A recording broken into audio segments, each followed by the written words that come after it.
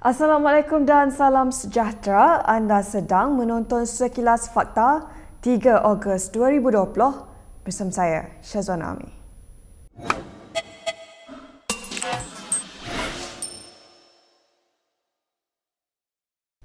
Kerajaan akan melaksanakan Perintah Kawalan Pergerakan Diperketatkan PKPD secara pentadbiran di 4 mukim di negeri Kedah bermula hari ini hingga 30 Ogos. Pelaksanaan PKPD secara pentadbiran akan menggunakan pakai SOP sedia ada dengan tambahan sekatan jalan raya di setiap laluan keluar masuk dan penutupan beberapa jalan utama di sekitar. Senarai teramai 7,000 penduduk di kawasan tersebut akan disaring secara swab test. Ya, kita akan saring dia. Dia nak keluar masuk pun akan ada saringan dan sebagainya. Saringan dulu kemudian dia boleh keluar masuk. Menteri Kanan Keselamatan Ismail Sabri Yaakob berkata, keputusan itu dibuat susulan 11 kes baru COVID-19 yang berpunca daripada kluster PUI Siva Gangga. Menurutnya, selain tadika, masjid serta rumah ibadat turut ditutup bagi aktiviti keagamaan termasuk solat Jumaat. Kerajaan tidak mewajibkan pusat hiburan menggunakan alat memeriksa kandungan alkohol terhadap pelanggan yang meninggalkan premis mereka, namun menggalakkan penggunaannya. Kedua, memang sudah ada kesedaran, mereka sudah beli breathalyzer. Dan apa yang penting ialah kita tidak mewajibkan mereka, tetapi apa yang penting ialah mereka yang telah minum tak boleh mandu. Dan kita mensyaratkan bagi sesiapa sahaja terlibat dalam kempen ini, mereka kena menasihat kepada tak kira lah yang pelanggan ke siapa yang menemani mereka supaya mereka patuh kepada Akta 333. Itu akan kita lakukan secara pendidikan. Sementara itu, WI juga mendesak perkhidmatan e-hailing Grab untuk memulakan kempen kesedaran kepada orang ramai supaya menggunakan perkhidmatan tersebut sekiranya berada di bawah pengaruh alkohol. Siswi persekolahan bagi tahun 2021 akan bermula sedikit lewat berbanding tahun-tahun sebelumnya berikutan pelaksanaan Perintah Kawalan Pergerakan PKP tahun ini.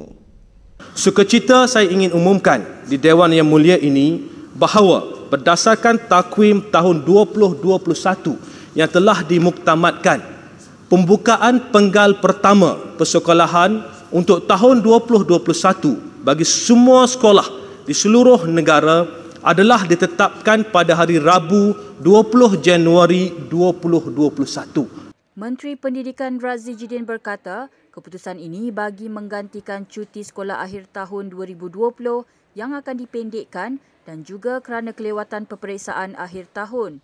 Sekolah dijadual berakhir pada 17 Disember di negeri yang bercuti pada hari Jumaat dan pada 18 Disember bagi negeri-negeri lain selepas ditutup berikutan wabak COVID-19.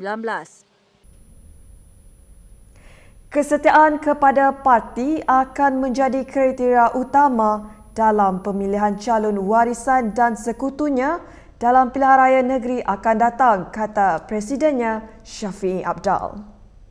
Bukan hanya kriteria utama, tapi kriteria utama kita ialah bukan hanya muka baru, bukan hanya yang berkelulusan, tapi yang kita tidak mau melompat. Ya. Kalau itu kriteria dia, kita boleh letak degree holder, kita boleh letak pakar, kita boleh letak doktor, tapi besok melompat tidak ada guna dia. Ya. Bagi kita, priority is that they must have loyalty to the struggle yang ada. Syafiee berkata demikian ketika sidang media yang disiarkan secara langsung di Facebook Borneo Today hari ini.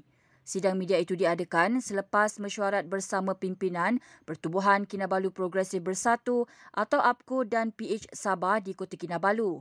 Syafiee turut memaklumkan pembahagian kerusi akan diselesaikan dalam tempoh seminggu, namun menegaskan rundingan yang dilakukan atas semangat setiakawan dan keupayaan untuk menang.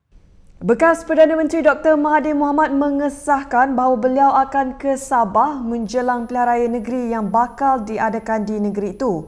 Beliau juga berpendapat bahawa 13 adun yang berpaling tadah kepada pembangkang di Sabah perlu dihukum. Kalau mereka keluar kerana tak bersetuju dengan dasar itu, kita boleh terima. Tetapi kita dapati bahawa mereka keluar kerana diumpan dengan duit. Disorok dengan duit. Mereka kena bribe. Jadi ini adalah sesuatu yang kita ingin hapuskan. Pakatan Harapan apabila kita jadi kerajaan, kita tumpu kepada menghapuskan corruption.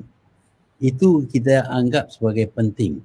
Tetapi kita amat sedih kerana sekarang ini corruption secara terbuka dilakukan di Sabah. Mahathir berkata demikian semasa rancangan bual bicara dalam talian yang dianjurkan oleh kumpulan usahawan My Perintis.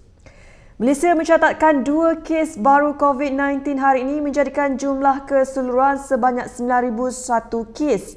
Kedua-dua kes baru itu merupakan jangkitan dalam negara melibatkan warga tempatan. Perincian penularan kes dalam negara COVID-19 adalah seperti berikut. Di negeri Kedah, 1 kes pelanggan daripada kluster PUI Siva Gangga. Di wilayah Persekutuan Labuan, 1 kes saringan di lampangan berkaitan pelajar college vocational. Beliau tidak bergejala dan telah dimasukkan di Hospital Labuan. Sehingga kini terdapat hanya 1 kes positif COVID-19 yang sedang dirawat di unit rawatan rapi dan tiada kes yang memerlukan bantuan pernafasan. Sebanyak 4 lagi pesakit pulih menjadikan jumlah keseluruhan yang sembuh adalah 8,668 kes atau 96.3%. Tiada kematian baru dilaporkan menjadikan jumlah korban COVID-19 di Malaysia kekal 125 kes. Sementara itu, Dr. Nur Hisham turut memaklumkan selain kluster PUI Siva Gangga, terdapat 8 kluster lain didapati berpunca daripada kes import yang tidak mematuhi perintah kuarantin di rumah. Baiklah, sekian sahaja daripada saya, Syazwana Amir untuk Sekilas Fakta. Untuk lebih banyak berita, anda boleh melayari kinitv.com. Anda juga boleh mengikuti kami di Instagram, Twitter, YouTube dan Facebook. Salam hormat dan jumpa lagi.